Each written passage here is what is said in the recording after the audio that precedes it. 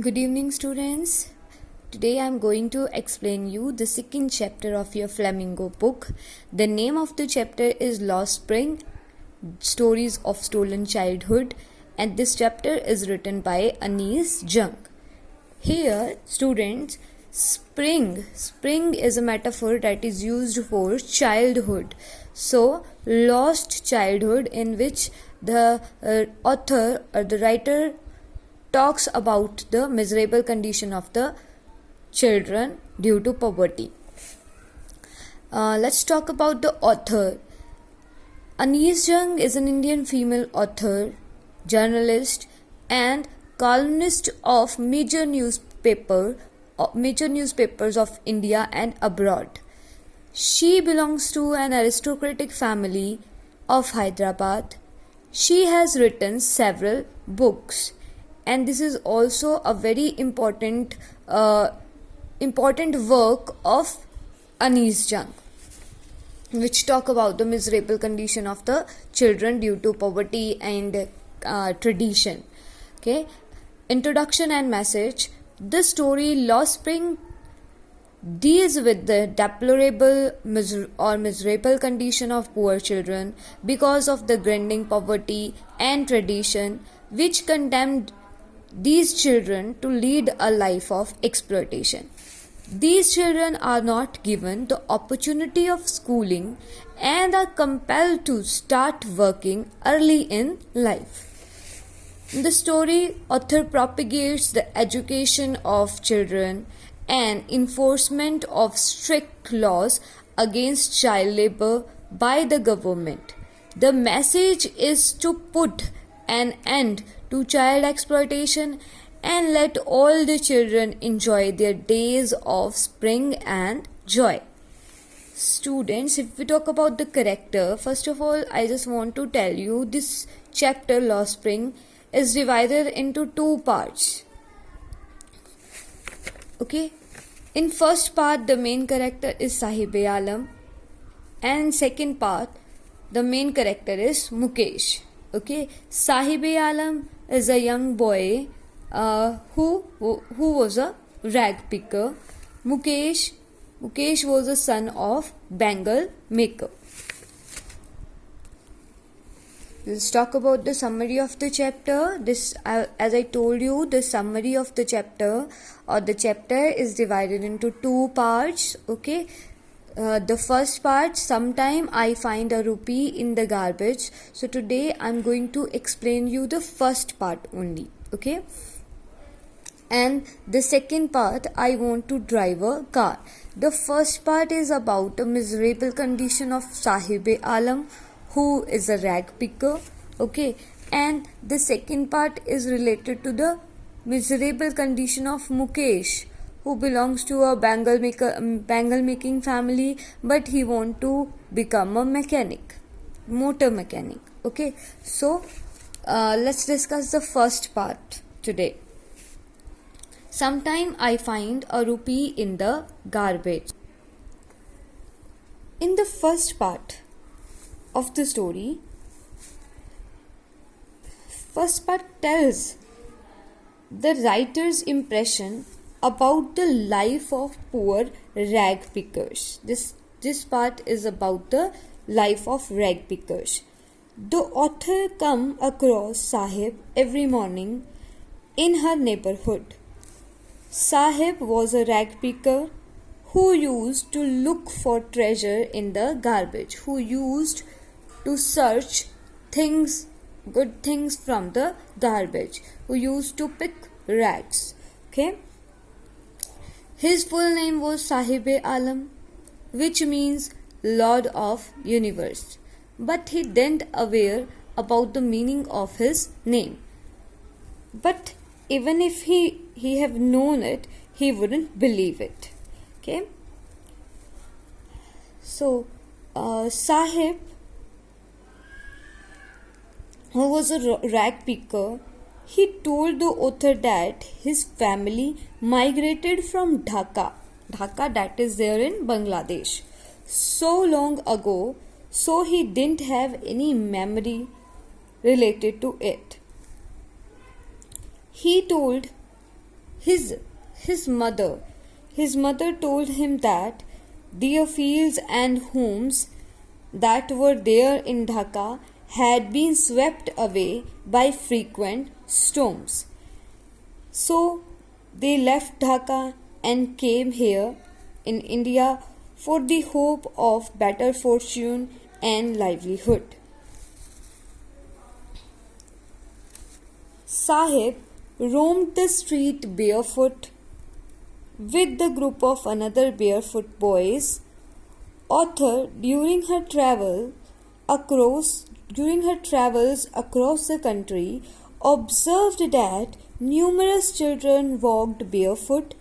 She learned that it was not always lack of money but also a tradition to remain barefoot. Barefoot चलना only lack of money के कारण ही नहीं था, okay मतलब instead ये tradition भी है. कुछ लोग जो है बेयरफुट रहना पसंद करते हैं, ट्रेडिशन में है बेयरफुट रहना. Okay, author observed it and Sahib loved to get educated, but due to poverty he couldn't get education. Author takes us to the outskirts of Delhi in a place called Simapuri. Very important place, okay?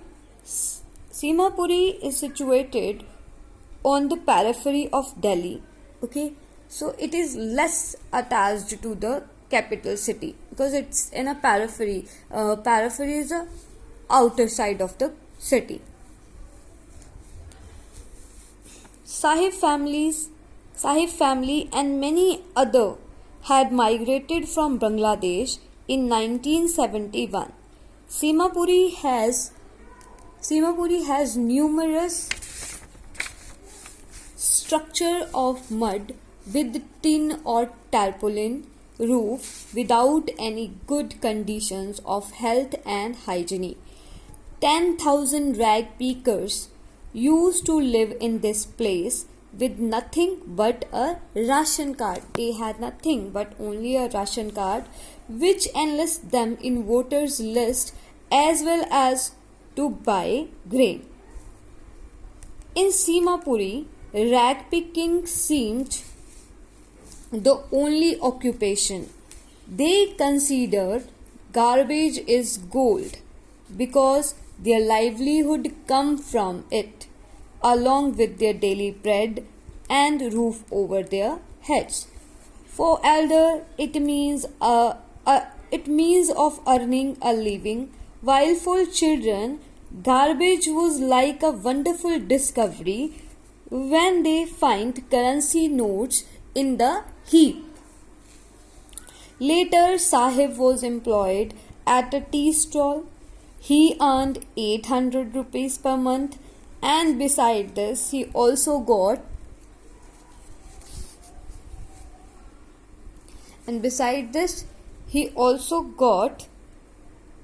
his meals free. Though he found job, but he was not happy because he lost his freedom. He found the steel canister of tea was much heavier than the bag that he used to pick the rag.